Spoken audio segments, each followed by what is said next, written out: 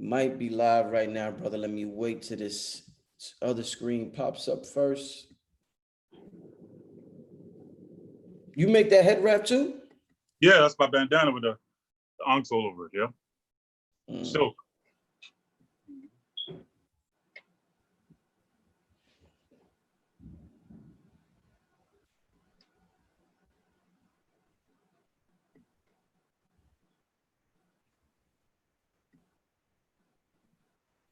All right, we should be live right now, family. I think people starting to fill in the chat room. Couple of little technical difficulties, family.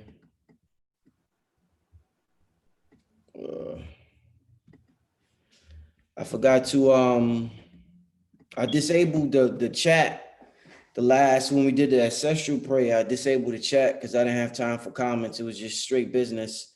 So I had to enable it again for this interview. I forgot to enable it, family. While y'all fill in the chat room, I know we're running late. So while y'all fill in the chat room, I got my brother Ramomar waiting. Give a shout out to some wonderful businesses that y'all need to be supporting at this time.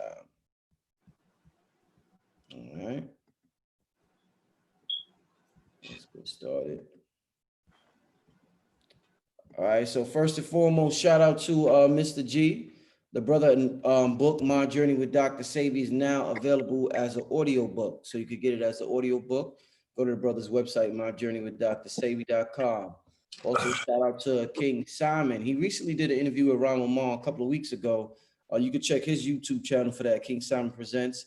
But in terms of numerology and numbers, this is the man to call right here, 347-496-1022. Spiritually lit. This brother and sister got some of the best color changing chakra candles in the game right now.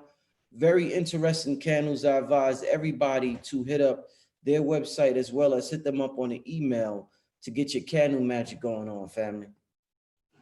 Also, shout out to Ancient Herbal Care. They got the neem body cream for your body. Make sure you contact them for some of the best ingredients that you could put on your skin in the game. Also, shout out to Riverside Tai Chi. The brother got the joint balance formula. His website is right there. If you got problems with your joints, make sure you contact this brother immediately. Copper Mike, if you need a crown on your head with some copper, some crystals, whatever, make sure you call this brother, 212-256-1358. And also, family, the Money Magic book, Magic Money book, you can hit up my Cash App, $ Black Magic 363, the same way you spell my channel. But this book deals with spiritual principles of money, and it's become very popular. A lot of people have been hitting me up. A lot of people, it has been working for a lot of people, and that's what's important. King Simon was sharing it all over his Instagram. So I want to thank everybody who bought it. If you're interested, hit me up for more information. All right, my brother Ramomar. How you doing, man? You can hear me, right, my brother? Yeah, I hear you. How you doing? I'm good, brother. I'm good. Welcome back to the show, brother. Thank you. Good Thank you for having me again, man. Thank you for having me. Good to have you back on here. I got the people who loved the last interview. They liked it a lot, brother. They liked it a lot. Thank you for everybody for the great feedback. I appreciate it. Indeed. Show me that mask real quick before we start. Oh, you want to see the mask? Because I'm about to get some. Yeah, so this is my protected by golden Heru face mask. Fire. Family, y'all can't tell me that ain't fire. It basically has Heru giving you the breath of life. It's all embroidered. So these are available on the website at RamomarNY.com.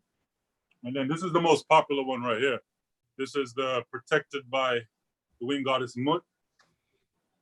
This is textiles from the Nubian queen Amana Shikato, protective textiles she wore for protection. She has the great mother goddess Mut. This is the mother goddess that they omitted today. We all focus on Father God. The ancients focus on the balance, the masculine and feminine creation of the universe. So this is representing that feminine creation force of the universe, Mut. So this, you want to always be protected by your heavenly mother. So they wore this as protection back then. On their jewelry, on their cups, and their necklaces. So I took this from the queen and put it on a modern face mask. Dope, dope. And the site for the mask is ramomar.com. RamomarNY.com. Ramomar, RamomarNY.com. Dope, dope. I'm gonna make sure I get that link in the description as well, I family. appreciate it. Thank you. I want to get the business though. Also shout out to everybody, all the Patreon members. Part one of the I Magi Nation conference workshop is now on Patreon. For those who are members of the Patreon, you could get, I'm upload. It's like 8 hours long and it's in 4K, so it takes a long time to upload. So for those who are on Patreon or want to be on Patreon or want to see the I Magi Nation workshop, you go over to Patreon.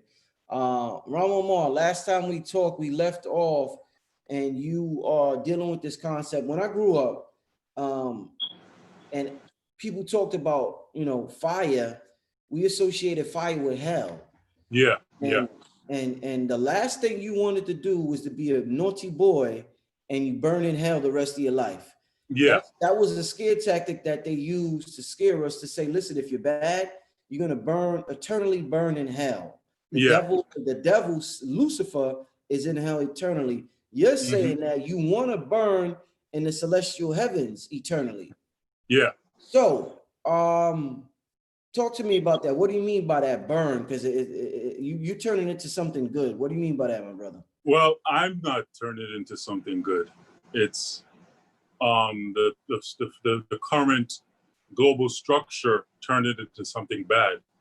But if you understand what your soul is, where your soul comes from, why is it stuck in these bodies for a certain period of time, where is its final destination, and how does it sustain itself when it reaches that destination? That's basically what we're trying to figure out. And the people that had time on their hands to think about these concepts, to think about for the purpose of life, because even today, when you look at what scientists say today, they're still saying, what's the purpose of life? Why are we here? They're still asking questions like they haven't figured it out yet. They think the purpose of life so far is to explore, to go to Mars, just to go places for some reason. But for the ancients, they were trying to explore the inner being within us. Today, they're trying to go out there. That's like the conquistadors, the Spaniards. They were just trying to go find places to go to find new discoveries. But for the ancients, it was all about going within. What's within us that we need to explore? So that's what we're not doing today. We're basically dependent on instruction manuals. We're dependent on books to tell us thou shalt not kill, as if without the book, you'll just be killing everybody.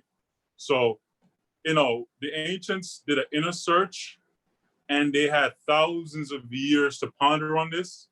And their descendants later on had thousands of years more to change this, to say, oh, they had enough time to say, maybe our predecessors were wrong. Maybe we'll create a new narrative. But they kept the same narrative from pre-dynastic periods, before things were written, before the unification that created one language, to write it down in one language. This concept been around from pre-dynastic times. It lasted until the dynastic times, up until the Ptolemy period, the Hellenistic period, and then started getting fizzled out during the Roman period. And that's when it started getting twisted, repackaged. For the new religion that was in town, they had to repackage these concepts to suppress the old beliefs, the old, as they call it, pagan beliefs, idol beliefs. They had to suppress it by demonizing it. So when they did that, they had to repackage concepts to scare people from seeing the old ways and being seduced by it. So they had to come up with concepts. They had to use certain key words.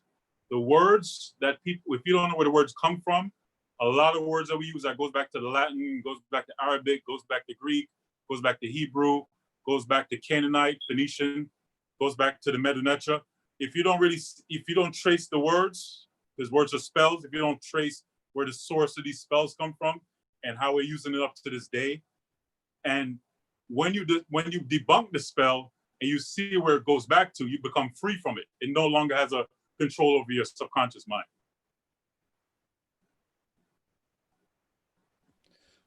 Dope. Yeah, I could definitely understand that. So being that it got twisted in reverse, should we celebrate like some of the holidays that we call Western holidays? The white man holidays are actually celebrating celestial events. like Yeah. Christmas, in a relation to Christmas and the Sirius star, or even July 4th is Mhm. has relations to the Sirius star system. So should we be celebrating these holidays that we wrote off as Western holidays? Yeah, what I'll say to that is these particular days that were chosen for festivals were done for a reason. And what you have to notice is when you notice every culture in different continents somehow aligned with that date, like you said, December. December is when the sun is at its lowest. There's particular stars that are really visible in the sky in that month. There's particular stars, which you just mentioned, Sirius and Orion and Taurus, the bull, are visible in that month of December. When you realize that the Mayan had a ritual for that time, the Chinese, the Indians, it lets you know it's nothing to do with Western thought. These dates were sacred dates based on cultures who followed the celestial movements in the heavens. So not because somebody usurped those days now and put their spin on it, their holiday on it now, means we're supposed to abandon it. You're supposed to find out where it really goes back to and try to get back to the original source, to go back to the source of everything. It's like source is like saying, I'm going to study sorcery. Studying sorcery is trying to get back to the source of things, where it comes from. Because the source of things are usually hidden. So if you were dabbling into stuff, they say you're dabbling into sorcery. You're trying to find out where everything comes from. You're a sorcerer. So you want to go back to the source of everything and then get rid of the spookism that people use superstition to control people, to scare people away from certain things, and then use other superstitious stories to enslave people. So yeah, those dates are sacred, not because humans said it was. It's the celestial heavens, the planetary alignments already made those days sacred before humans even came on the planet. So the celestial heavens, our soul burn. Is our soul still there while we're having this human experience, or is our soul? Yeah, good. All right, so let me, first of all, we have to, I'm summarizing this again. I'm going as fast as I can for the short time we have.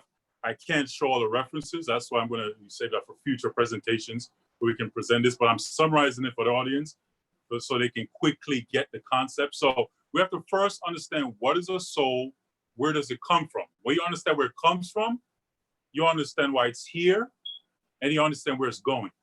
So the problem is, the one thing you have to notice, the difference between this modern literature about these cultures and the ancient original text, a lot of the people who write thousands and hundreds of thousands of books on these ancient civilizations, a lot of these universities, these professors, these scholars, these writers, they don't practice this stuff. They write about it for their university, for their own self-grandization, for their own works, or they're doing it because it's part of a current trend. But the main thing you'll notice about all these books, from universities, everything, these people don't practice this stuff. They write about it as it's some ancient stuff. We shouldn't believe in this stuff anymore. This stuff can't work anymore. We're in a modern world. We can abandon all that. They write about it as if nobody should try to wonder what this was about, why these people are obsessed with these understandings at the time, why they believed it for 3,000 plus years going back before into the pre-dynastic period. What was the glue that kept people in this understanding? There's a difference between belief and understanding something. The ancients didn't believe in things, they understood. The difference between them today, us today, and them back then, a lot of the phenomenon that they observed to come up with the ideas they did, we cannot fully observe it today. Mainly because, for example, the Nile doesn't flood like it used to. So the animals that were coming around at the time when the Nile will flood, that doesn't occur anymore. The celestial events that would occur is blocked out because of light pollution. We have all these skyscrapers, the street lights is now blocking out the stars. So we can't even see the full glory of what the ancients saw to come up with the mythology, the spiritual concepts they did that kept them grounded for so long. So one of the things that we have to understand first is, what is a soul? First of all, the modern word soul that we use today, it goes back to the Latin word sol. The word soul is just an abbreviation of the word sol. The word sol in Latin means sun or sol solar is where you get the word solar. So every time you say you have a soul, you're saying you have a solar in you, which is a sun. You have a part of a sun within you. What is a sun? A sun is a star. When you look at every day you get up, your whole life, in the past, present, future, every time you wake up, you're actually looking at a star out your window. From sunrise to sunset, this is the closest star we have. We just call it a sun today. So when you say you have a soul, you're saying you have a part of a sun within you. You have a part of a star within you. So when you understand that now, you're like, what star? What is it? The star that we see every day, or is it some other star? So the ancients made a reference to a star that gave birth. They created a mythology to explain the story, because you have to understand, while you're in the human body, you're trying to explain unseen concepts to people who see things. Let me say that again. You're trying to explain unseen concepts to humans who need to see things to believe it. So what they would do is they had to use physical stories with physical human characteristics to explain the unseen so humans can get the story, beginning, middle, and end, and that way they can pass down the narrative to the next generation. So they took unseen forces, celestial elements, particles, forces in the universe, they humanized them. They humanize them so these stories can be passed down to humans. But the humans' job is to not take the stories literally. So for example now, according to them, souls began with this mother goddess. This mother goddess they call Aset. They understood that this deity, this mother principle called Aset, they understood that this deity began in a star system that we today call Sirius. But when you look at the star, that's what the Greeks call it. Sirius means scorching in the Greek language. But the ancients call it Sopdet, S-P-D-T. It's symbolized by a triangle, a star, and a half circle, Sopdet. What they understood was this star gave birth. But the funny thing about the star is it's not made up of one, it's made up of two stars. It's made up of a full star and a dwarf. So it's literally binary star systems in that constellation, that star system. Binary means it's two stars that orbit around each other. They almost feed off each other. The problem is one of those stars went through a nuclear process. The helium and hydrogen, it went into a process that today they call supernova, meaning this star went to a nuclear fusion and it exploded. So according to the ancients, one star, and then there's a binary. What they would do now to humanize this concept, what I just told you, what they would do to make these stars humanized so humans can understand it, they would say there's this one called Aset, and then the other star is her sister called Nebhet. So they basically took star forces, star elements in the sky and humanized them. They put them in a form of two sisters. So you'll notice every time they depict Aset, she's always with her twin sister all the time. But those are just humanized concepts to explain celestial forces. They're not literally saying these two females are real people. They're like real humans. They're using human understanding to pass on a story. So they'll call it two sisters. One of these sisters gave birth. That's the mythology. You'll notice they never said the other one gave birth. They'll say Aset gave birth, but they never say the sister gave birth. Like I said again, one of those stars are still fully functional. One of them exploded, and this now all left behind is a dwarf, a white dwarf. It's what's left over after a star explodes. So the star is the one that exploded, is the one they would say gave birth. That star is Aset. When the star went nuclear and went supernova, it exploded, and out of that process, according to them, within the core of a star is where souls, human souls, are created. In the core of stars is the source of not just human souls, but stars create the particles that even make up our physical world. All the elements that we see in the planets are remnants from a star that went supernova, and it can condense themselves back into these things we call planets. So all the elements, iron, nickel, gold, all the elements within our blood was created in a star. Scientists will tell you that today. But the other element they never get into is the hidden part, because everything we see in the world, it has a visible part and an invisible part. So modern scientists are mostly focused on the visible part, the part that they can see, the part that their machines, their spectrometers, their telescopes can see. The ancients did the same thing, but they were not just focused on what they can see, they were focused on the hidden part. And the hidden part that most modern scientists never talk about is that hidden creation force. And the hidden part that was done within the core of a star is where souls are born. So what they would say in the mythology now, they would say that Aset gave birth to Heru. When you study the text now, Heru is another form of saying light. So they're saying out of this star, she gave birth, and out of her birth came light, Heru. And Heru is a baby. So what they're doing is they're trying to take, as again, celestial forces, humanizing it so humans can relate to it. Now, when you hear of a mother with a baby, you feel like you can relate to that story instead of me just telling you some star gave birth to light and it's just in the sky. It sounds so far-fetched and so far away, but when you humanize it now, you say, oh yeah, this was goddess, mother goddess. She had this baby called Heru. She had to hide from her brother because her brother tried to murder her husband. So they're telling it in a way to make you relate to it, to keep your attention. But the underlying part of the story is the hidden part. So every time they talk about Heru, what you have to understand now, that Heru represents that spark of light. And it's not talking about this one force of light, this force of light that fell into matter, this force of light that fell into flesh. And each one of our souls are that part of that fragment of light that fell into matter. So let me just explain something to you. So according to them, you had the Neanderthal era, you had the dinosaur era.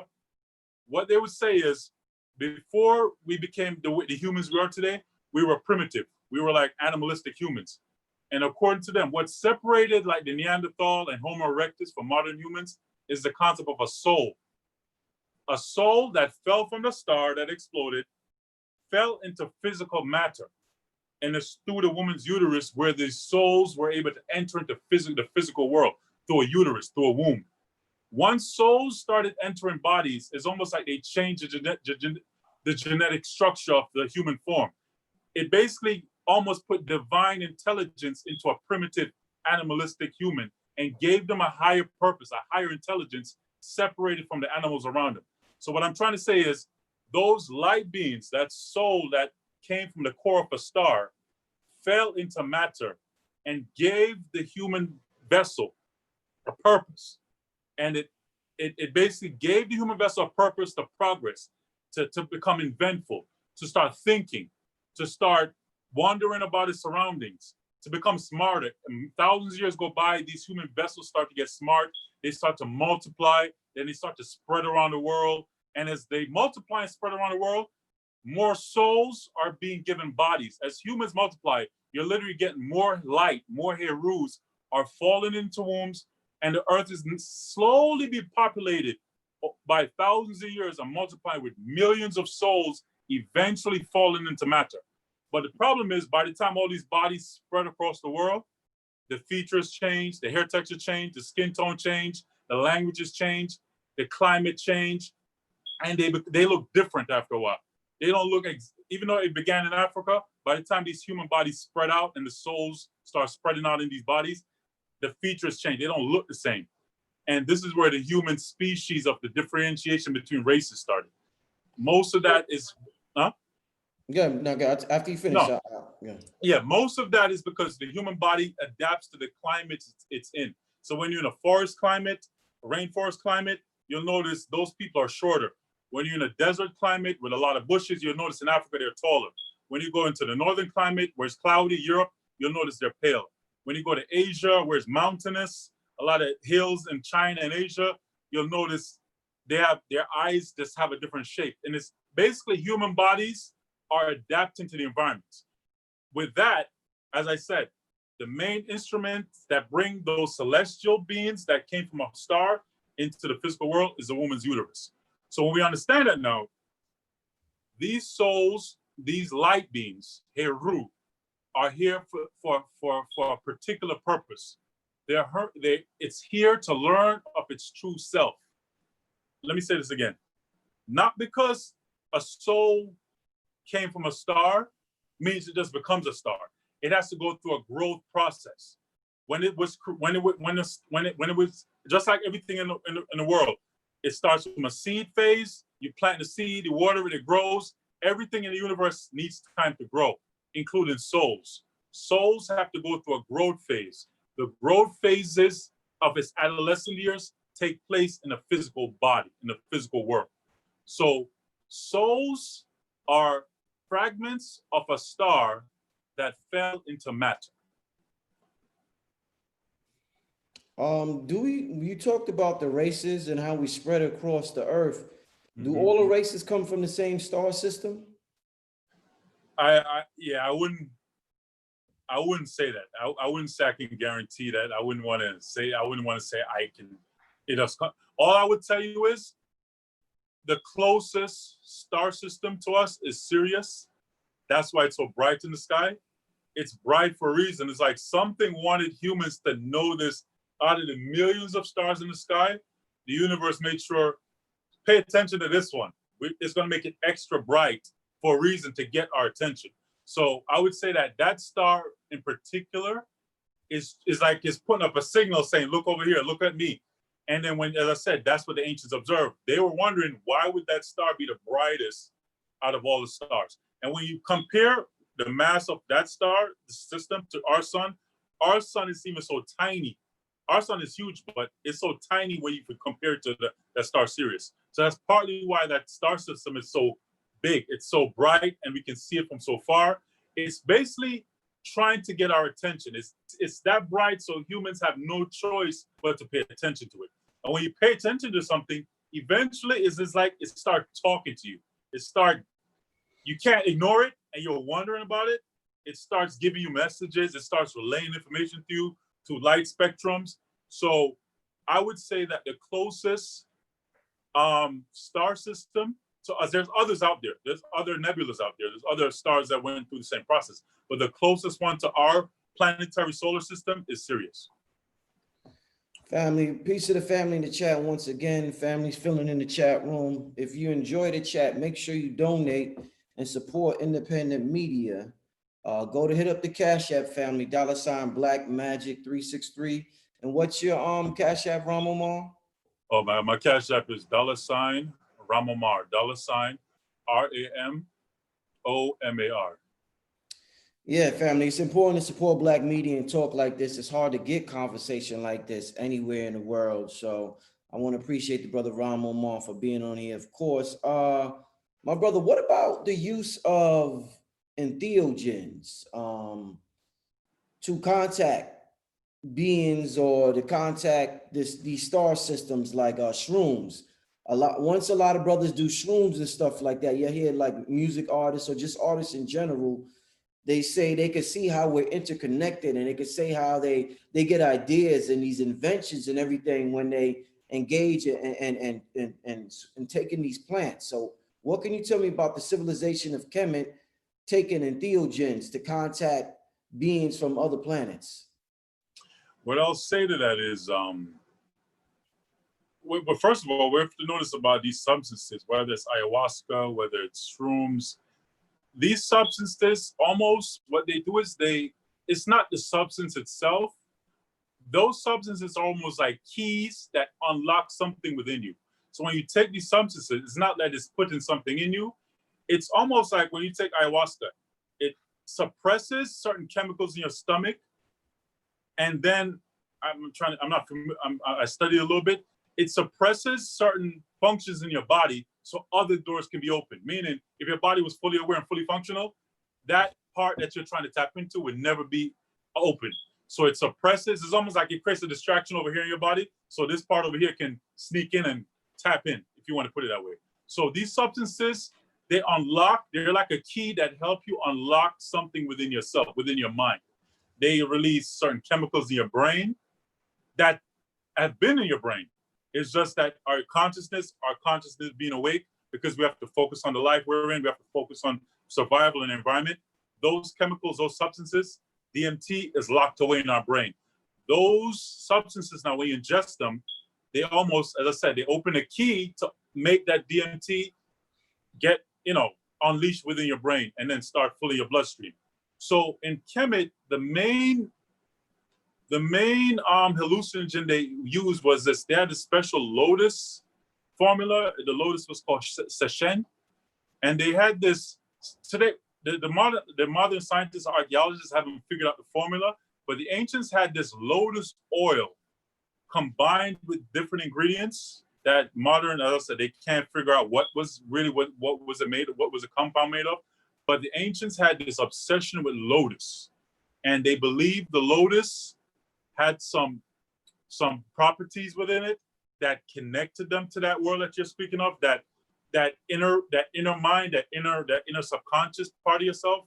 And they did use certain hallucinogen to tap in, but it wasn't for the mass public. As I said, secret formulas, you have to be initiated, you have to be a part of a priesthood, a temple, to even get access to this stuff. It was almost illegal for the public to all have access to this stuff, because it will make everybody almost get access to the same hallucinogen, and you have to be trained. That's the thing. Just like ayahuasca, you need a shaman there. These substances, you need a trained priest, a shaman, to be there to administer it, because sometimes you'll go slip and it's going to be a long time before you slip back out. So yeah, they did have substances. We don't know the exact formulation of these lotus oils that they combined it with, but they had that ability to tap in deeper with those substances. Indeed. So, Ramomar, how long has this divine spark been down here on earth that came from the heavens? Like, what did the ancient text say about? All right, it's not the ancient text per se. What you have to do, what I've learned you have to do, you have to study some modern science and then cross-reference it with the ancient texts. So, for the last 200, 300,000 years, as the human race evolved and started to really multiply and spread, that's around the time, I would say, that the time period that separated Homo erectus, Neanderthal humans, comparing it to modern humans. So the souls, as I said, the soul of the light, remember, every time we say soul, we're saying light, and the Egyptian word for light is Heru. So every time you say soul, you're basically saying Heru. It's almost like you're saying the same thing. So the light that came within these wombs that multiplied. And one thing you'll notice, because the feminine vessel, the fertile feminine vessel, is the first divine form that these beings were able to come through. You'll notice the original deities were female. You'll notice they call them Venus figures, these big fertility feminine. They have big breasts, big hips, big, like from 10, 12, 15,000 years ago. They found them all over different parts of the world. And these fertility figures represented that fertility, because women had to be a certain way so those wombs those light beings can come through them. Their bodies were like the portal for these beings to get a physical shell, to get a physical body, or a physical ka, as the ancients call it. So now, what we're trying to understand now is, what is the purpose of these light beings in this body?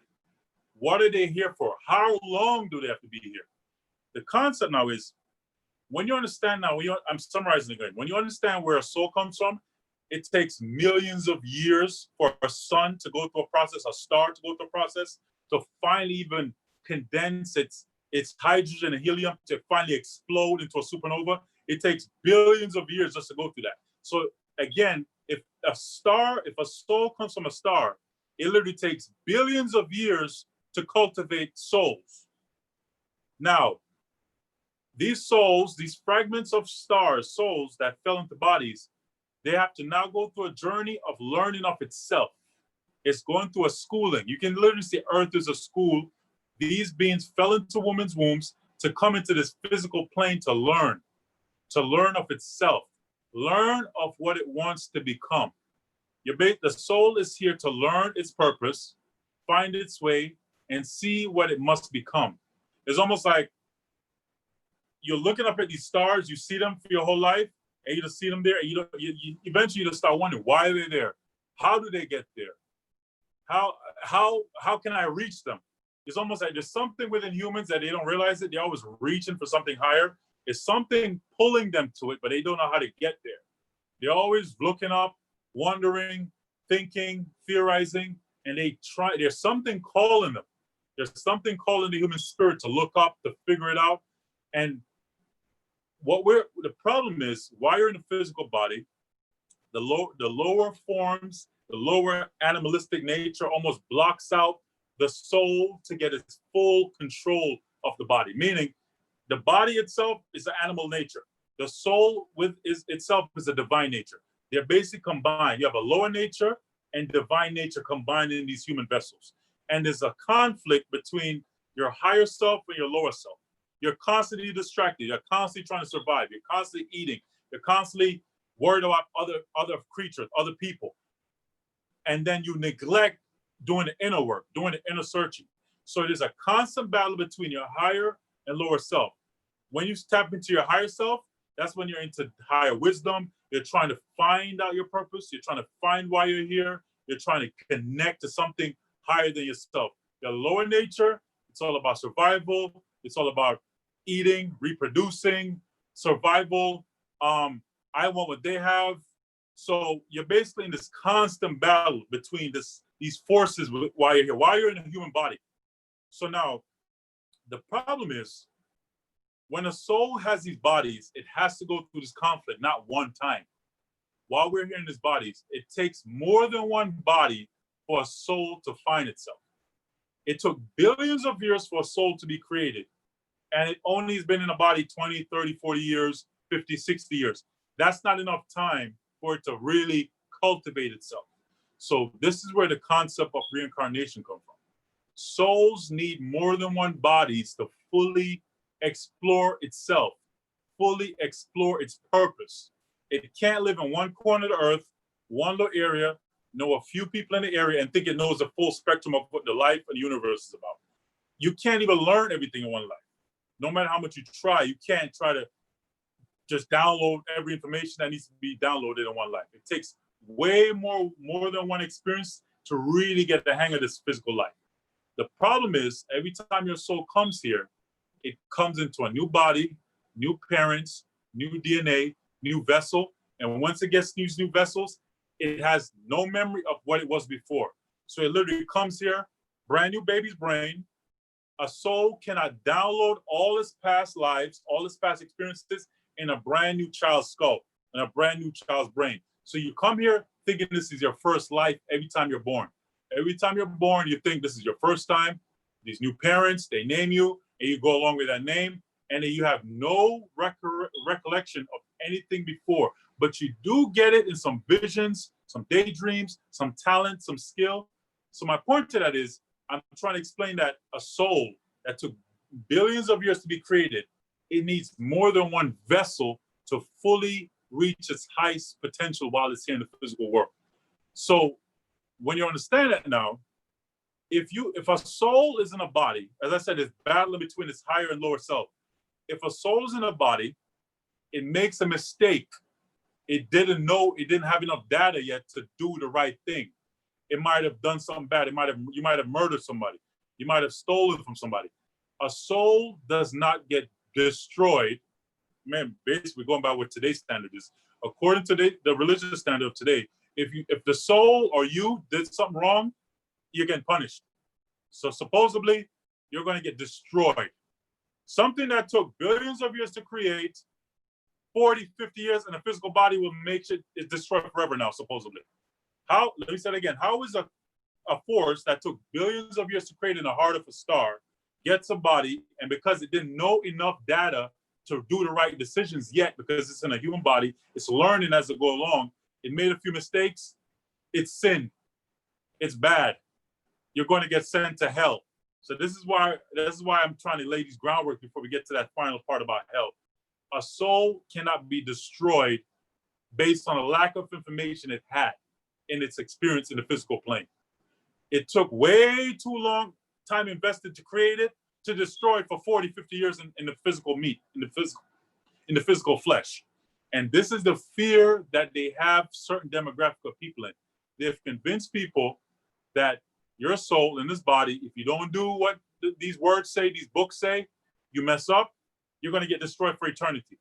That concept being grind into your brain keeps you in fear, keeps you from actually exploring your full potential, because now you're scared to do things, go beyond the borders that were set for you. And if you trip over those borders, you feel like you did something bad. Oh my God, what am I going to do? I'm going to jail. I'm doing this. No, your soul has to learn from its bad experiences, learn from its good experience, and take it to the next life to pay off its karmic debt, to get to a better place in the next life. So the concept of you being destroyed, your soul being destroyed because it made a mistake in one life, is a fake doctrine used to keep people in line, keep people mentally enslaved. What about the people? There's a new movement happening where people are saying they are genderless. So on a birth certificate now, instead of you could have male, female, then you could have gender X. What do you think that's about? Some people that says I'm a soul, I don't have a gender. What's your thoughts on that mind frame? Well, let's put it this way. The soul, as I said, you have to look at these bodies as vehicles. They're here to drive this vehicle for a certain amount of time, whether it's 20 years, 40 years, 50 years, 80 years. We never know how long the soul needs these vehicles. And it's here to experience what these vehicles have to offer. The problem is, a soul doesn't have a gender. The light within these bodies don't have genders. The gender only exists within the mother's womb, depending on her pregnancy, whether the man's the testicles are formed or the vagina is formed. That's all based on what the woman is going through at a particular time. That's where the genders are formed. But a soul itself is genderless. A soul doesn't have a gender. So when you understand that now, the soul is in this body to experience what a gender is. Now, you can't, let's put it this way. A soul needs to experience the gender to its full potential before it can graduate to the next one, if you want to put it that way. It can't try to hit two birds with one stone, like it's trying to fast forward everything. I want to do this and this at the same time, and like you're trying to speed your school up. Let me do first grade and second grade at the same time. No, you go through first grade, go through that whole process, then you go to second grade.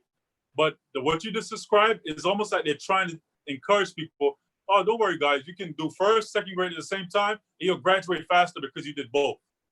When you have to understand now, these are universal rules and principles.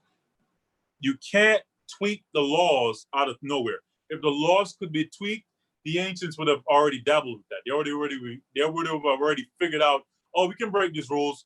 You can just tweak it whenever you want, guys. We don't have to follow these rules. Meaning, another rule, let me explain to you when I say by these rules are unbroken.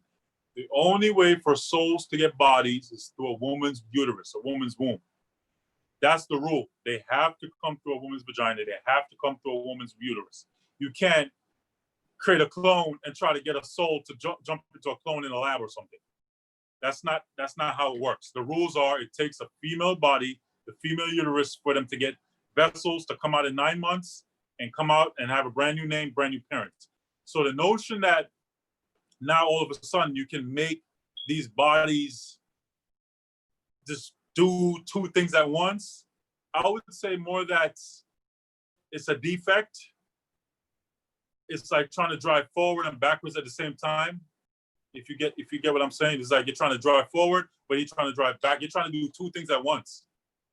And I wouldn't want to promote that notion. You have to pick a side. You have to pick what experience do my soul need in this body? Does it need to go to the masculine experience or the feminine experience? After your soul feels like it experienced the masculine aspects, not just in one life again. When we say masculine, we're not just saying the soul is just African and then that's it. The soul goes to an African male experience. It goes to an Indian male experience, in Mexico. It goes to, remember, these cultures are spread apart like different areas for these souls to get bodies. And it goes to different lifetimes, different experiences to learn what it's like to be a male in these different climates. It's taking in data. It's like a CD taking in information, like a computer chip.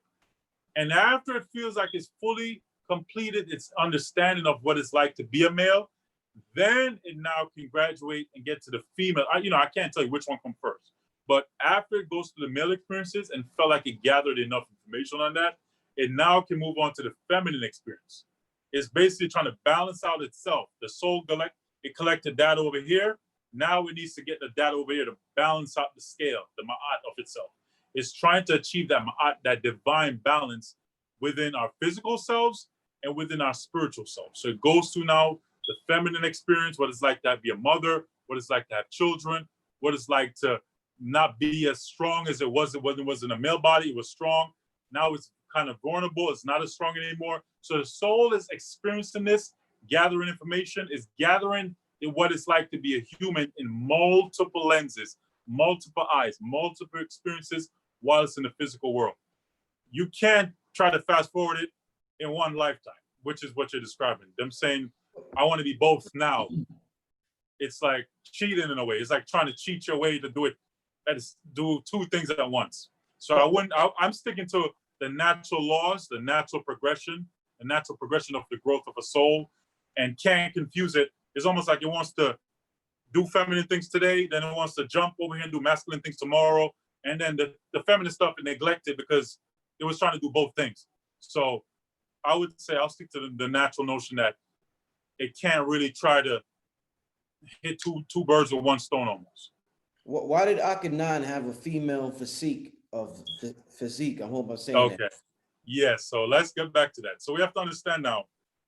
This goes back to a concept to ancients called atum. What scientists today call is the Big Bang. What we today call the Big Bang, where things within a galaxy was created. The ancients call that concept atum ra. Atum is the beginning. Atum is the beginning where everything began before all the Netcherus, all the gods were even created. So he's going back to when the celestial forces were one. Let me say that again. When you go deal with Atum, you're going back to the atom, if you get the concept. Atom is where everything comes from an atom. The word Atum and the word atom is the same. So everything was one. So when you understand that now, the feminine force, the masculine force were not yet separated. They were one force at the time, in the beginning of the creation of the universe. And after the atom split, as we know, when the atom split, it explodes. After that big explosion today that they call the Big Bang, all the elements of creation in the universe was spread across the galaxy. And all the elements, the helium, the hydrogen, the protons, the electrons, all the particles were all split. And the feminine force, what will become the feminine force? Mut, mother, and what became the masculine force, Aman, the masculine part of creation, became visible. So what you have to understand now is what he was attempting to do. At the time, his father, Amenhotep III, started dabbling into this deity called the Aten. What they were trying to do at the time, because you have to understand, at that time, the priesthood of Amun became so powerful due to the wealth and the influx that came in during the New Kingdom after Thutmose III conquered so many territories. Tributes, wealth was just pouring into Kemet. What that means is the pharaohs at the time had so much wealth, their underlings, the priests, became wealthy almost as a pharaoh. So what you have to understand now is during this period, the priesthood became so powerful that they almost rivaled the Nisut Biti himself. So we understand it now. It's almost like the priesthood, they don't even need the pharaoh's authority anymore. It was like they were getting so powerful. They have to respect the tradition, but at the same time, they were almost pharaohs in their own right now. And they were challenging the power.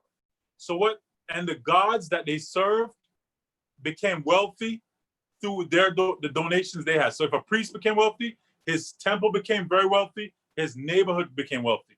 So what we have to understand now, during this period, when Akhenaten grew up, he was noticing his father's power was not, his father was powerful, but everybody around him was almost equal. The priesthood was almost on the same level as the king.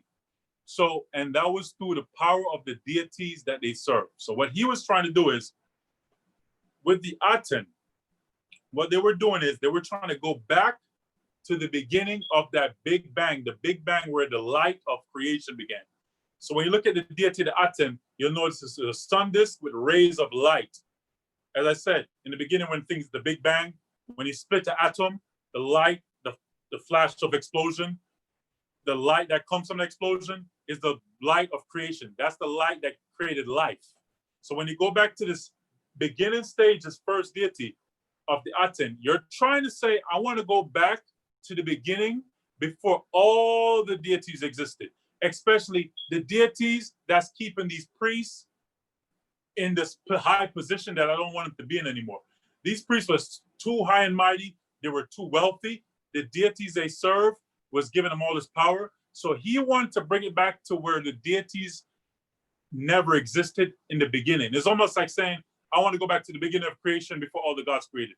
And when you go back to the beginning, the masculine force and the feminine force were one. Asar and Aset, Amun and Mut were not in existence yet. You're bringing them back to when they were one.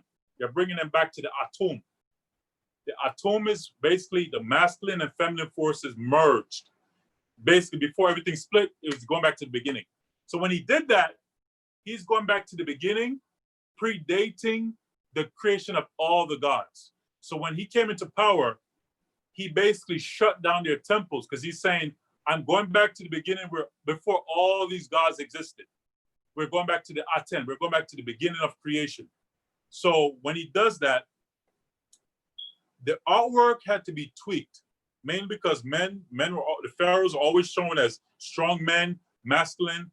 The queens were shown as feminine. But what he attempted to do, because he's going back to the beginning of creation, he's merging that feminine again and that masculine together back as one.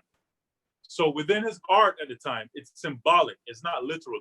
He symbolically merged his wife, Nefertiti, and merged himself back together as one. He was trying to say that I'm her equal and she's my equal. I'm not above her, she's not above me, we're one. So what you'll notice at the time, the artwork reflected that. You'll notice he has a long, slender neck like a woman. He has an elongated face. He has breasts. He has hips like he's a pregnant woman, because he's trying to merge everything back to the beginning when the masculine and feminine forces of creation were one. And what you know is later on, this story of the Atum, when the biblical scholars came in, they took this, because remember, when they came in, 800 years, 1,000 years later, when they're reading these stories about this figure, this deity of the Atum, the Aten, they took that story of Atum, where masculine and feminine were one, and created this character called Adam. And they would say that Eve came out of Adam. That's where the biblical narrative, just like I told you, in the Kemetic mythology, Atum, the masculine and feminine forces were one, and they split.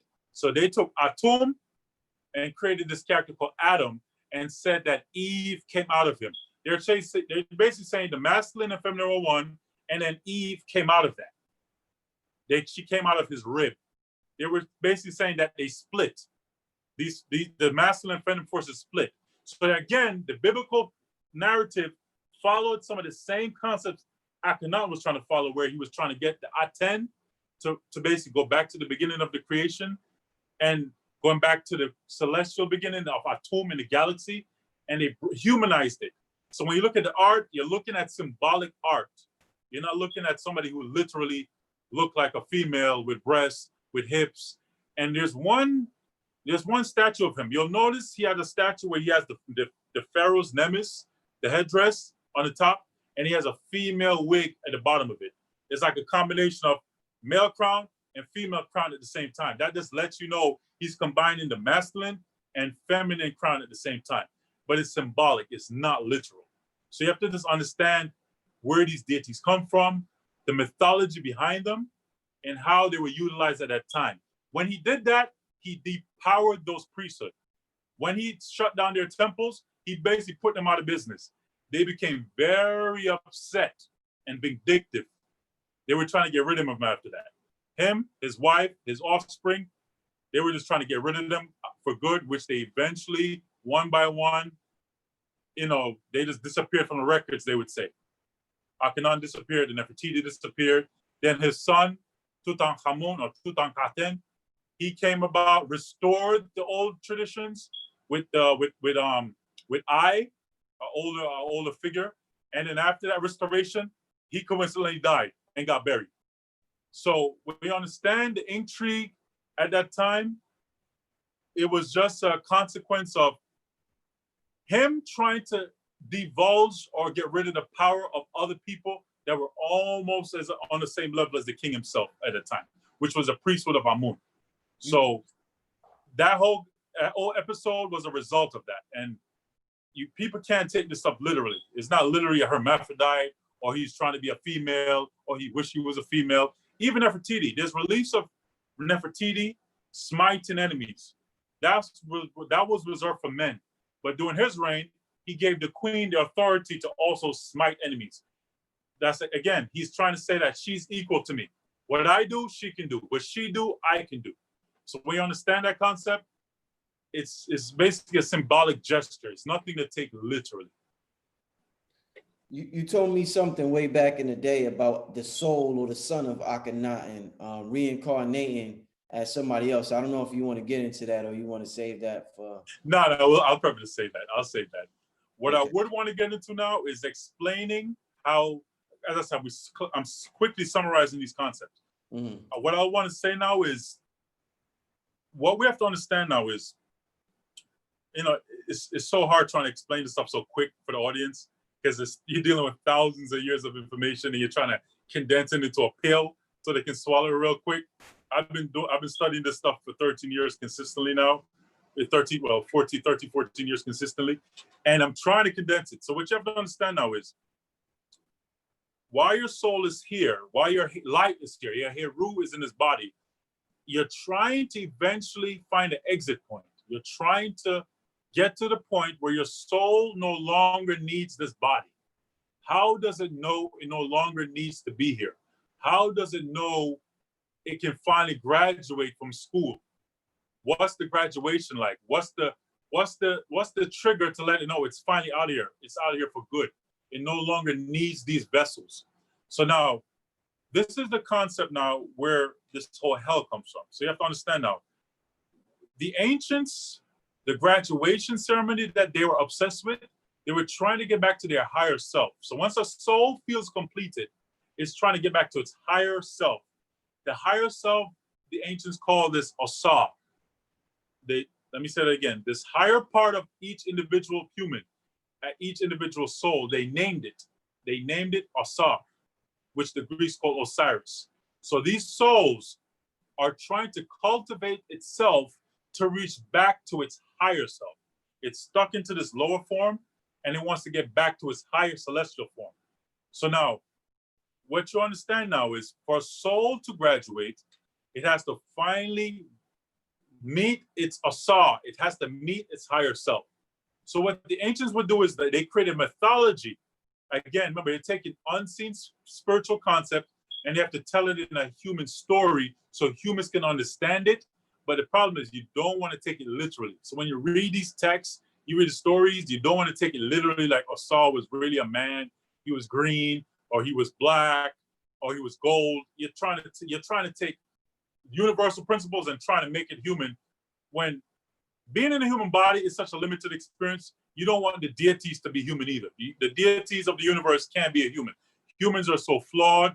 They're so limited. They can't fly. They have to eat. They have to defecate. So you don't want to put the divine principles and really believe that we're human like us. So what you have to understand is just symbolic ways that they told the story in human form. So what you have to understand now is this Asar principle that you're trying to get back to. First of all, what the ancients did, first of all, you have to notice the Asar. See, but the term Asar, there's no glimpse of it back behind me. But the term Asar, his name is spelled with a throne, and an eye. So when you see the glyphs of Asar, it's always an eye and a throne. And the throne has this shape, it has an L shape. So what you have to understand now is, when you understand that everybody's trying to get to that, everybody wants to get back to Asar. Whether you call it Asar or God, Yahweh, Allah, it doesn't matter. Every human wants to get back to this higher source, its higher purpose. Now, what you have to understand is, other groups later came in and started studying this concept. They noticed the ancients were obsessed with getting to this figure called Asar. The groups I'm referring to in particular are these groups called the Canaanites and the Phoenicians. These groups were island-fearing people, they were ship-fearing people, and they would trade with the Kemetic people at that time during the New Kingdom period. They started to trade goods on the northern delta of North Africa, in Egypt. They would sail their ships from the Mediterranean, come to Egypt, trade. But during this period, they would stay, they would learn some of these concepts and bring it back to their island. So let me say this again. The Canaanites and the Phoenicians, they would trade with the Kemetic people for a certain couple hundreds of years. And during this period, they would learn some of these spiritual concepts. By the time they take it back to their island, first of all, people always say they stole or copied. They didn't steal, they adopted. There's a difference between stealing concepts and adopting it. So this concept of this figure, this higher figure, this God of death and resurrection, you have to understand, when they heard that the ancients, everybody's going to die one day. And when they die, they all said they want to go back to this figure called Asar, this God of death and resurrection and rebirth, this fertility deity. So when they got back to their island, they took the concept of Asar. And as I said, look carefully. If you go look up the glyphs, his glyph, Asar's name is spelled with a throne and an I. But when the Canaanites went back to their culture, they never called this figure Asar. They called him based on the shape of his name. If you look at the throne that spells his name, it forms a particular letter. It forms the letter L. It forms that shape that we today call letter L. So what they would do is when they went back to their culture, they call Asar in their culture El. So for the ancients and the Kemetic people, they said when we die, we want to meet Asar. When the Canaanites and Phoenicians went back to their island, they didn't say Asar. They said when we die, we want to go to El. We want to go to meet this higher force, this higher God of the underworld. We call him El. So when you die, you're going to go straight to El. Everybody has to meet Asar. Everybody have to go to the underworld to meet Asar. When they go back home, they said, we're not going to say Asar, we're going to say El. So what you'll notice, if you Google up the god El, you'll notice he has the same crown, just like Asar, that long crown with the two feathers, the shuti feathers on each side. So they basically literally adopted the deity.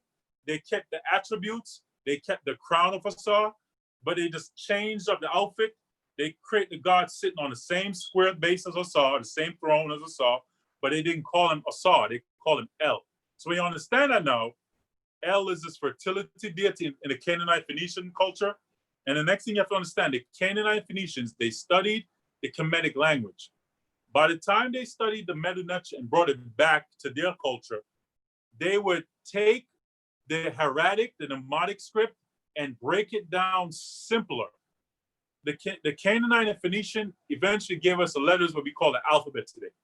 The alphabet we use today, it originated with that group. The Hebrew letter that came later on, the Hebrew letter was also originally sourced from the Canaanite Phoenicians. So my point to that is, when you realize there's a Hebrew connection later on, when you realize that the Canaanite Phoenicians adopted spiritual concepts that they learned in North Africa, that they basically said, these people have been doing this for thousands of years, it must have been working, so we can't doubt what they're saying. There must be this deity of the underworld. There must be this higher force that we all want to get to when we die. It's all about when you pass away, you somehow have to go back home. You want to go back to this higher self. So when they call him El, it's literally, again, it's the shape of his name. The throne and the one eye of Asar looks at the letter L. So when you understand it now, when you fast forward hundreds of years later, by the time you reach the Hellenistic period, the Hellenistic period is by the time the Greeks took over Kemet. What the Greeks did, again, just like the Canaanite Phoenicians hundreds of years prior, the Greeks tried to merge their culture with North African culture. So they noticed, again, these Egyptians, these Kemetic people, these Nubians are obsessed with this Asar god. So they said, this is a deity they all believe, this higher self that they all got to meet when they die. You're going to be judged by your higher self. Asar judges you. He's the one that judges you to see if you're good or bad and blah, blah, blah, blah. So what the Greeks did is they took that concept of a saw and they repackaged them again. They didn't steal it, they adopted it. They repackaged a saw as this figure called Serapis. They combine the Asar and the Apis bull. Because if you look at the constellation of Orion in particular, right above Orion is the bull. So basically when you deal with the constellation of Orion, you have Orion here, you have Taurus, the bull over here. So they basically said, let's combine these two important symbols, this Osiris figure, this bull figure, and merge them. So the bull in Kemet was called the Hapu or Apis bull. So they merged Osar and the Apis. They get Asar Apis or Serapis. So they took this deity again of the underworld and adopted it for their culture, for their people, and Hellenized it and called him Serapis. What you have to understand now is the Serapis figure is now a Greek version of Osar. They give him Greek features. He has the Greek beard. He wears a toga. He doesn't wear the traditional Kemetic crown anymore. They put a cup on his head. They're basically tweaking the deity to their liking, but he's supposed to represent the same deity of the underworld that the Canaanites had, El, that the Egyptians had, Osar. The Greeks are the dominant culture, so they want to make the deities look like them now. So he has the beard, he has a crown, he has a cup. So what you have to understand now is when you Google up the god Serapis, you'll notice he has a cup on his head. And the cup on his head, it usually has a carved olive leaves on it with olive branches on the actual cup. The cup on his head olives were used to make oil. And what they would do with oil, they will anoint you with the oil of the olives. So when you passed away, they would rub you down with oil. They'll oil your body down with natron and different oils, different salts that extract the moisture out your body for 70 days. So when you're dealing with the God of death and resurrection, they oil you down. They basically have to oil your body down. So because of that, they put a cup of oil on this deity's head. The cup of oil was called in Greek Christos. That's what the Greeks call that cup of oil. They call it the Christos. So when you understand that now, you're slowly getting this El figure from the Canaanites, this Asar figure, this Serapis figure, and you're slowly starting to see over hundreds of years. Remember, this is not over 200, this is hundreds of years of slowly seeing how it's changing. You see, I went from this, and it's becoming this, now it's going to this. So now that he put a cup on his head, they call this figure now Christos, the anointed, because they anoint you with oil. Now, what they're slowly doing is they're slowly, I guess you can say Europeanizing African concepts in a way. They're slowly trying to make it more suitable to their group, to their demographic. Their demographic wants it quick and easy. They don't want to go through the whole spiritual initiation and blah, blah, blah, like the ancients used to do. They want to give you a fast food version for their audience. Their audience, they want it here and now. They don't want to wait. So the Ptolemies and the Greeks at that time, they were trying to simplify it for their audience. So what they did with Serapis, eventually, I'm trying to summarize. I'm trying to go through years of study, trying to quickly pull from it to explain to the audience. They eventually now took this symbol of Serapis. His name eventually became Serapis Christos, or Serapis, the Anointed One.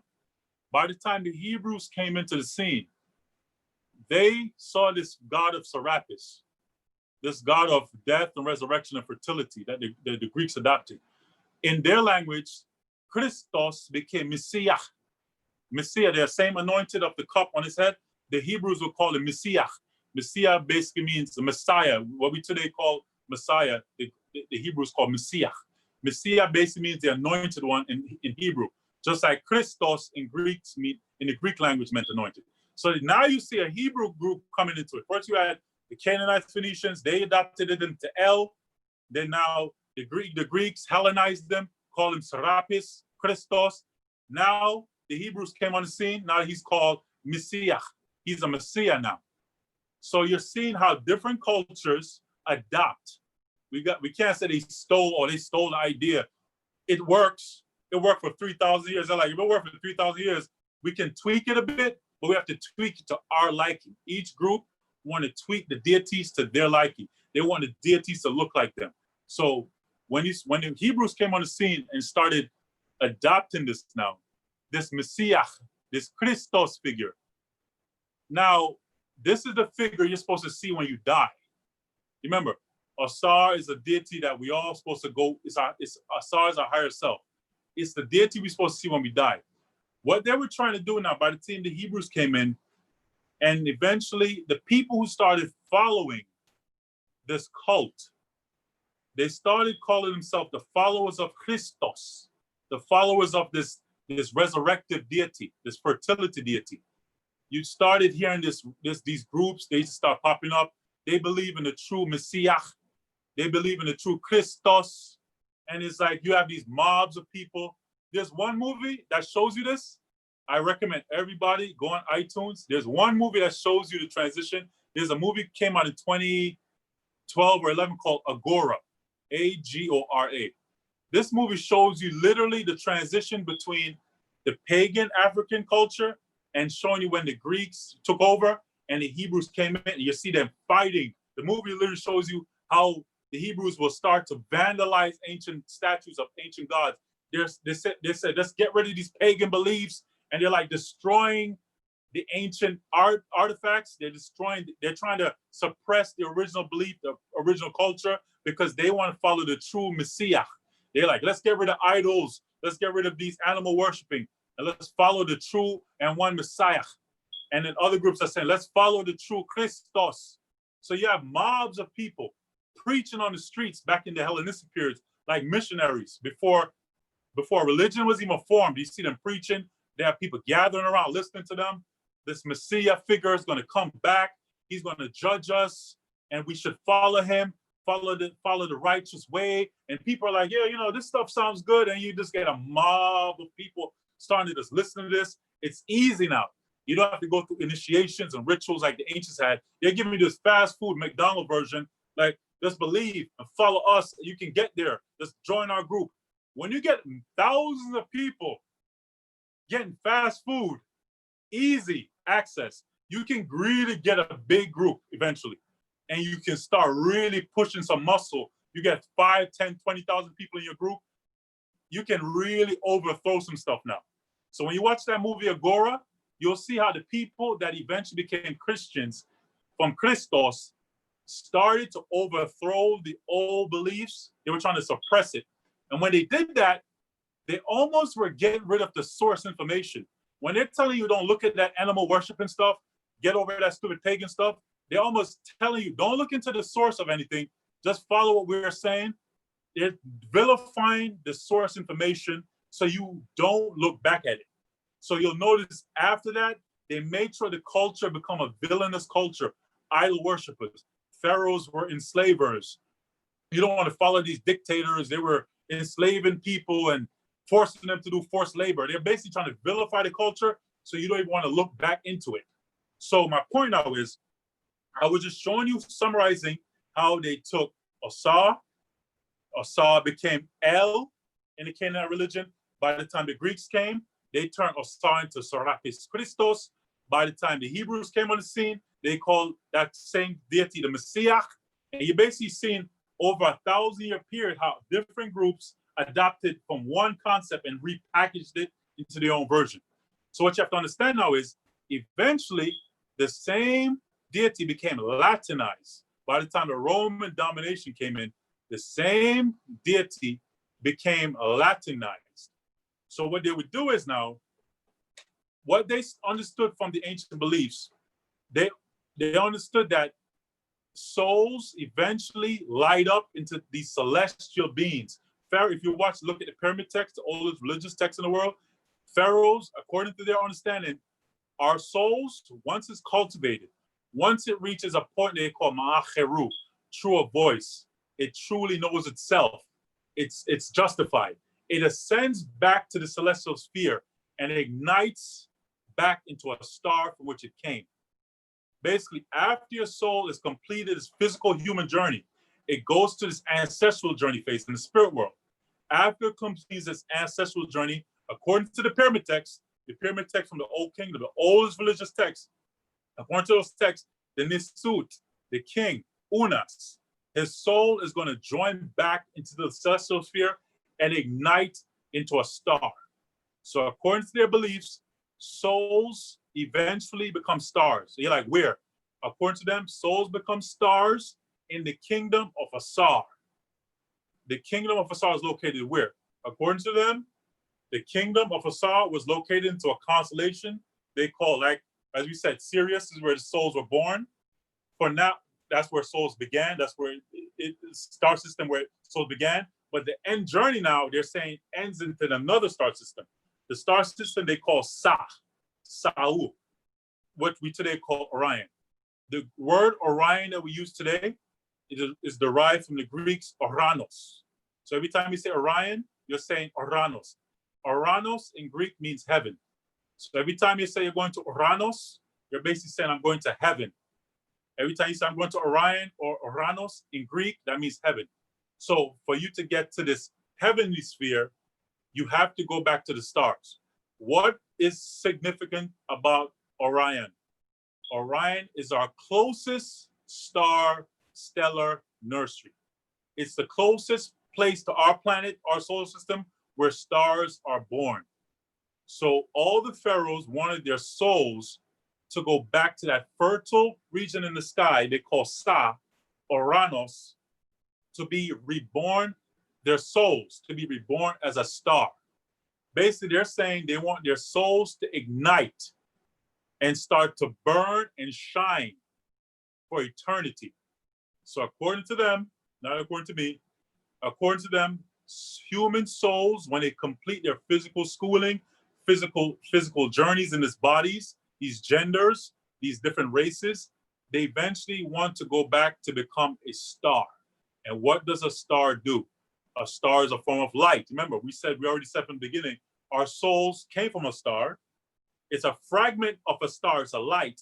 It's here to learn. As your soul learns, as it accumulates wisdom, it's getting brighter and brighter. Every lifetime, it gets more wisdom. It's basically becoming brighter. Eventually, you want your soul to become so bright until it ignites into a bright star.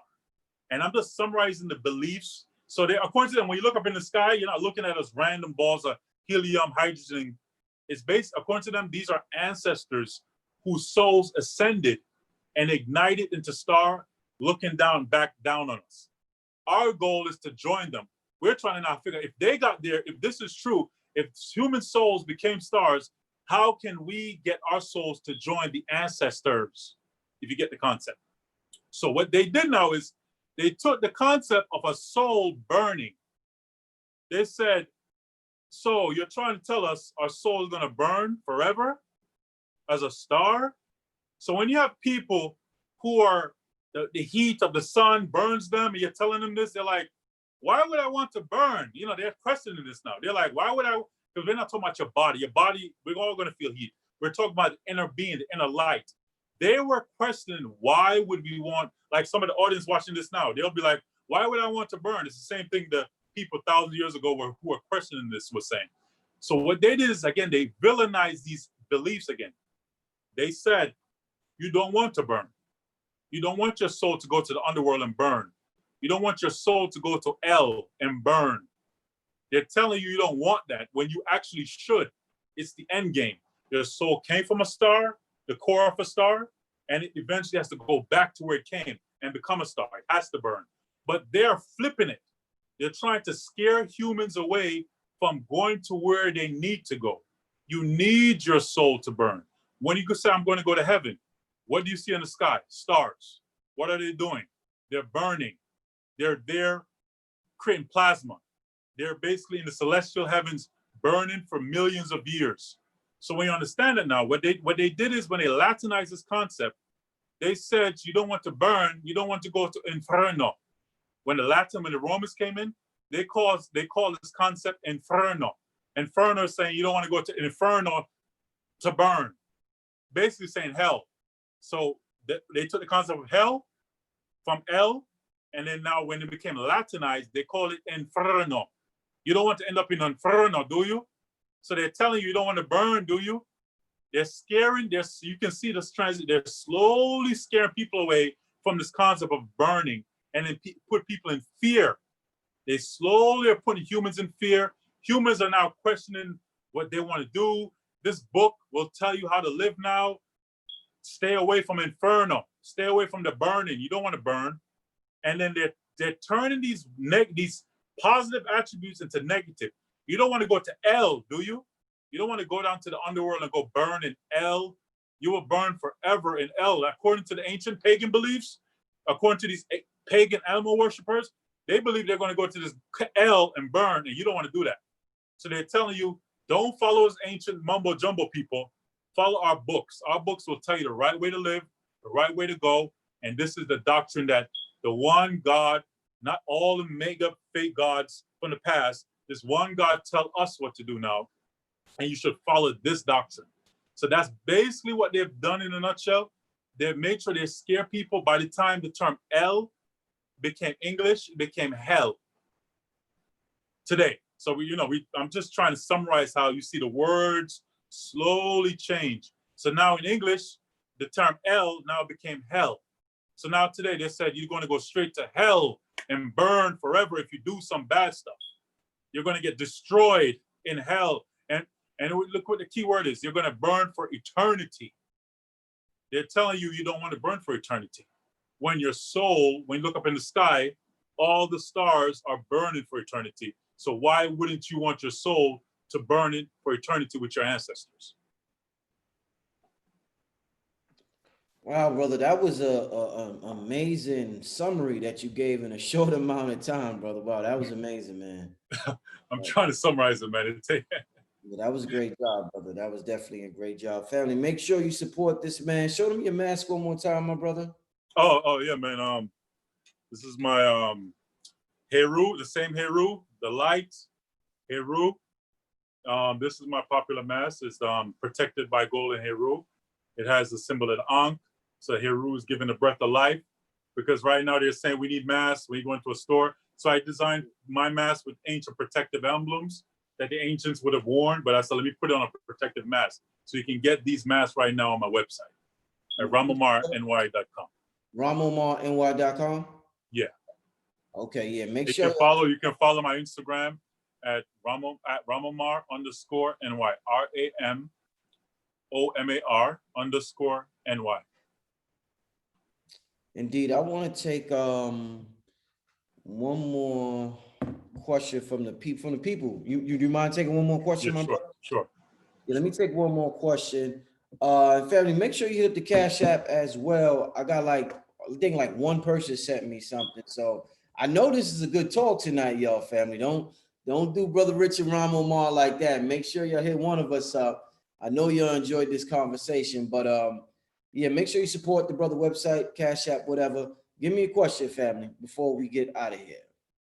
Give me a real good question before we get out of here.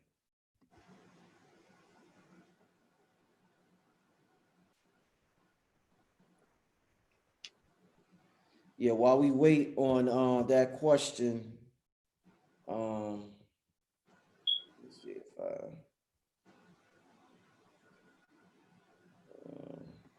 yo, do you think, since our soul is a sun, do you think, and we gain knowledge of self and we remember who we are, do you think we have the ability to heat up planet Earth, and that's what global warming is about, us becoming more conscious of who we are? Well, what I would say is global warming. All right, what you have to understand, you notice when we go around the sun in a year, 365 days in a year, you notice you have a spring season, summer season, fall season, winter. That all occurs as we rotate. So what that tells you is, based on the sun is here, based on our position around the sun, we get different climate seasons. And the Earth is tilted on its axis. So during a certain period of the year, the sun is tilted, the Earth is tilted towards the sun. Another period of the year is tilted further away. That's when we get winter. So what that tells you is, based on the position of things, you get different changes in the environment. What people don't understand now is not just that our Earth goes to around the sun and it causes these climatic changes, our entire solar system is rotating around a central sun in our galaxy. So our solar system on one of the arms of the galaxy is also slowly rotating in the galaxy itself. What's just like how we sun? Well, what's the name of this central sun? Well, it's no name for it. It's not really, you can't name it. It's like there's no name for it. It's just like how we have a sun in the center of our solar system. The ancients realized there's a hidden, they call it the hidden sun. You can say they call it a hidden sun that's in the middle. That is, I'm trying to, like when you look at like a hurricane, for example, when you look at a hurricane from a satellite, you see the clouds spinning and you see a circle. They call it the eye of the storm. When you look at a hurricane, the galaxy also goes to that same spiral, and within the middle, there's the same eye. There's an eye in the middle of our galaxy. They call it the central sun. And then as our galaxy rotates around that central sun, our solar system goes through changes. So when it's in this position, it goes through another change. A couple million years later when it moves. So as we rotate around this galactic center, our planet experiences ebbs and flows, rises and falls in human consciousness.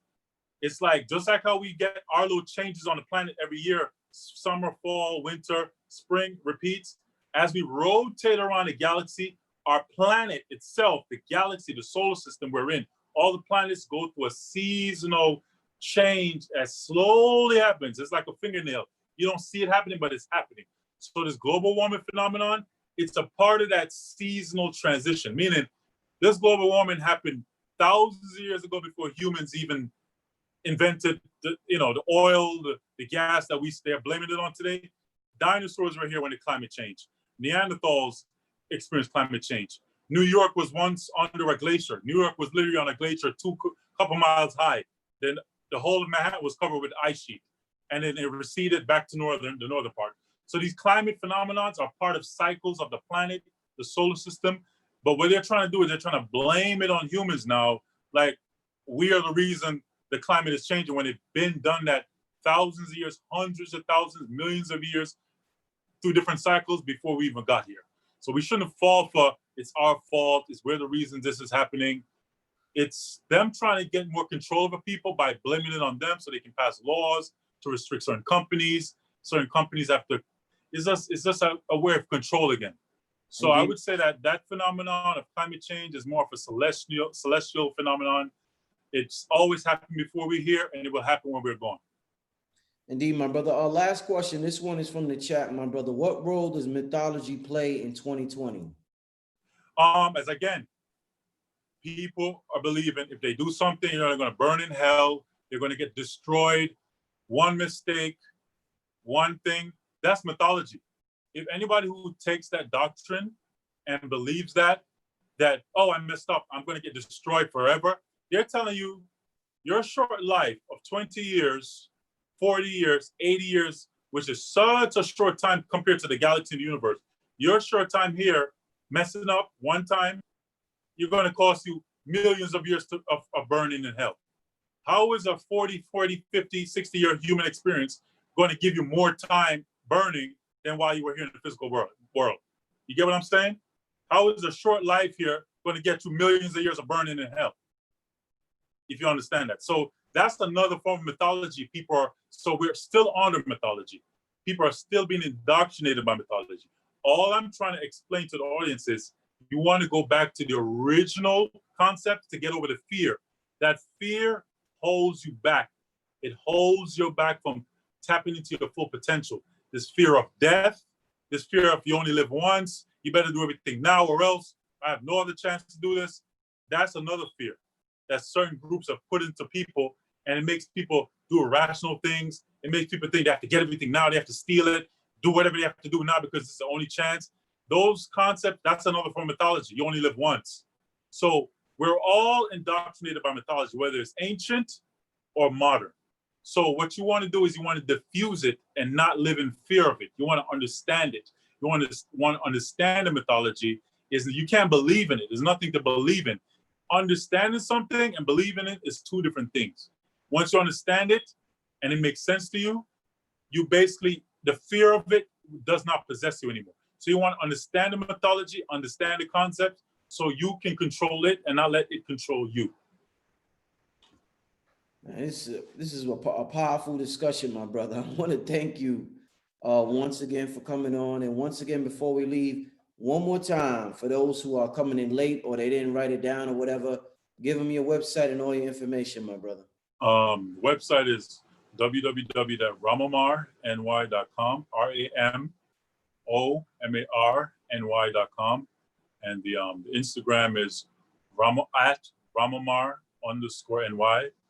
And for anybody who think they got anything from this, I'm working on an app called Temple Life, where all the references I'm speaking of will be explained in there. So until then, it's currently in development. And for anybody that want to contribute to it, it's $ on Cash App Ramomar. $RAMOMAR. Indeed, and on that note, I want to thank everybody for joining us tonight. We are getting out of here, and we will see you next time, family. Peace. Peace.